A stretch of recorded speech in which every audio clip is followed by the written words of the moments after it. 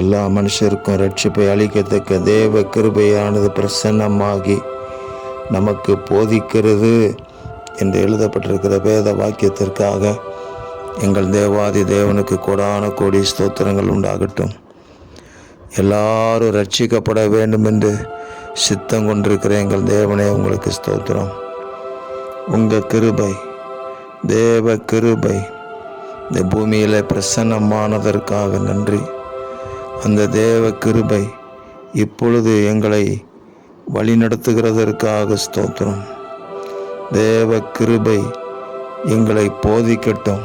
தேவ ரகசியங்களுக்குள்ளாக, தேவ திட்டங்களுக்குள்ளாக, தேவனுடைய ஆளுகைகளுக்குள்ளாக, தேவ மகிமைகளுக்குள்ளாக தேவ கிருபை எங்களை வழிநடத்த வேண்டும் என்று ஜெபிக்கிறோம்.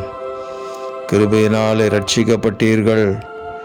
இது உங்களால் உண்டானது அல்ல, இது தேவனுடைய ஈவு என்பதை இந்த உலகத்திற்கு நாங்கள் பறைசாற்றுவதற்கு, தேவ மகிமையின் ரகசியத்தை இந்த பூமியிலே நீங்கள் மீண்டும் வெளிப்பட போகிற 1000 வருஷ அரசாட்சியின் ரகசியத்தை சொல்வதற்கு தேவ கிருபை எங்கள் வாழ்க்கையில் எல்லா அற்புதங்களுக்குள்ளாக நடத்துவதாக என்று ஜெபிக்கிறோம்.